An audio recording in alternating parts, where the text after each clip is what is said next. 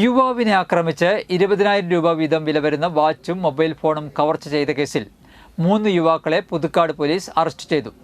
Station rowdy ലിസ്റ്റിൽപ്പെട്ട Anandapuram ഇടയാറ്റുമുറി സ്വദേശി ഞാറ്റുവെട്ടി വീട്ടിൽ അപ്പുട്ടി എന്ന അനുരാജ്, കൊറ്റനല്ലൂർ പട്ടേപ്പാടം സ്വദേശികളായ തൈപ്പറമ്പിൽ വീട്ടിൽ നിഖിൽ, വേലാമ്പറമ്പിൽ അബ്ദുൾ ഷാഹിദ് എന്നിവരാണ് അറസ്റ്റിലായത്. ഇടയാറ്റുമുറി കിണർ സ്റ്റോപ്പിനടുത്ത് വെച്ച് ആഗസ്റ്റ് 11-നായിരുന്നു സംഭവം. കറുകുറ്റി സ്വദേശി ചക്കിയത്ത് വീട്ടിൽ റോബിൻ തൻ്റെ കാറിൽ സുഹൃത്തായ യുവതിയെ എടയാറ്റുമുറിയിലുള്ള വീട്ടിൽ കൊണ്ടാക്കുന്നതിനായി പോകുമ്പോൾ കാർ തടഞ്ഞു നിർത്തി റോബിനെ പ്രതികൾ ആക്രമിക്കുകയായിരുന്നുവെന്ന് പോലീസ് പറഞ്ഞു. പുതുക്കാട്, ആളൂർ, കാട്ടൂർ എന്നീ പോലീസ് സ്റ്റേഷനുകളിലായി വധശ്രമം, കവർച്ച, മയക്കുമരുന്ന് കച്ചവടം, അടിപിടി എന്നിങ്ങനെയുള്ള 9 ക്രിമിനൽ കേസുകളിലെ പ്രതിയാണ് അനുരാജ്.